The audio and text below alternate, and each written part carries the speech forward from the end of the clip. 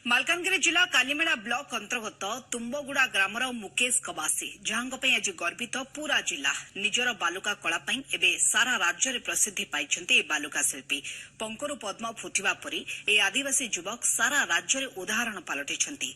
पुरी बेलाभूमि में विभिन्न बालुका चित्र कर प्रसिद्धि लाभ कर कालीमेला ब्लॉक मुकेश कबासी।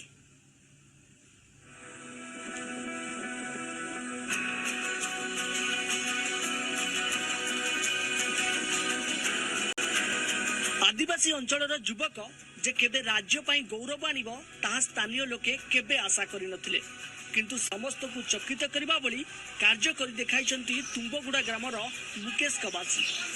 काली मेलारे पाठ पढ़ा सरिबा परे निजर आर्थिक अनटन जोगु आउ पाठ पढ़ी पार नथिले। शेषरे निज बापा को चाष कार्य साहाय्य करथिले।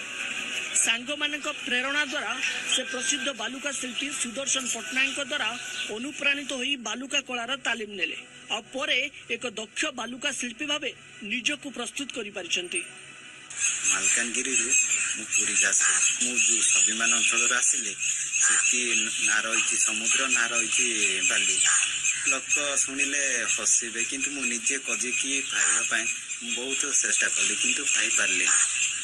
तापर मु 10th पास करियार 2 वर्ष मते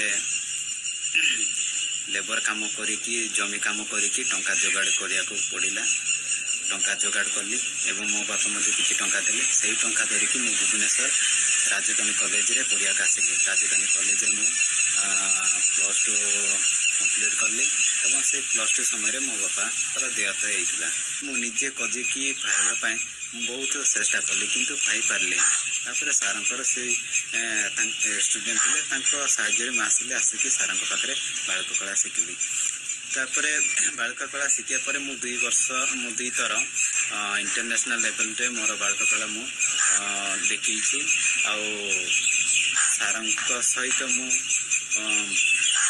विभिन्न जगह को मु बुली बालक कला शिखिया पर मु 2 वर्ष मु 2 थर इंटरनेशनल लेवल रे मोर बालक कला मु देखी। तुम्बागुड़ा रे बहुत गरीब पिलाटा गाई चोरे की चाषबास करी आज से पूरी सुदर्शन सारंकर अनुगत्य काम करी आज एते गौरव अर्जन कर गाँ बा आम समाज आउ कालीमेला रे बहुत खुशी ज्ञापन करूँ।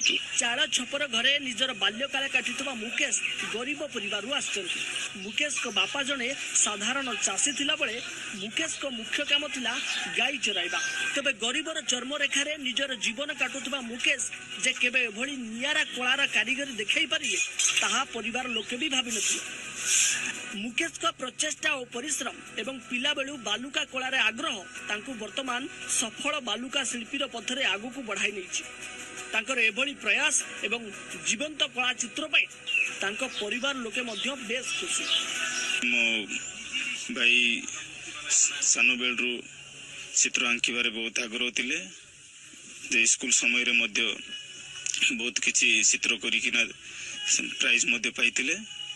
तापर गवर्नमेंट हाई स्कूल कालीमेला रे जाइकिना पाठ पढ़ले सेटो रमेश बारई हेड सर को सहयोग रे पाठ पढ़िकिना भल नंबर रखिकी भुवनेश्वर पाठ पढ़िबा पई गले। मो भाईटा जे आम गौरववासी सबू आशा करूछु जे आगु का भगवान को आशीर्वाद रे बोलो आउ चित्र करिकी बोलो ना रखंत बोली आमे गर्व अनुभव करूछु। मो बापा माँ बीपीएल कैटेगरी रो परिवार कोड़िया घर पढ़ापढ़ी रे बहुत असुविधा थिला। 10th क्लास समय तार पढ़ापढ़ी रे आग्रह देखिकी मो ताको मो घरे आनिकी भी रखिथिली। से राति रे पढ़े मो पाखरे रहिकी एबे से जो सैंड आर्ट बालुका मूर्ति ताको तैयारी करिकी मते प्रत्येक मूर्ति भी पठांती। ने मालकानगिरी जिला ओडिशार उपांत अंचल ई जगार गोटे पिला पहुंची भुवनेश्वर पुरी ठारे से जे अंतर्जातीय क्षेत्र रे गोटे कंपटीशन रे पहुंची पारिबो मो स्कूल रो पिला हिकी तापाई मो निजे गर्वित मो अंचल गर्वित से आउरी भी आगु जातु एतिकी मो प्रार्थना करूछि। कथार अछि दृढ़ इच्छा शक्ति बल रे मनीष असंभव काम को भी संभव करि पारथाय। एही उक्तिर ज्वलंत उदाहरण हेउछंती मुकेश। मालकानगिरी चंद्रकांत पंडा रिपोर्ट जी मीडिया। समय सरी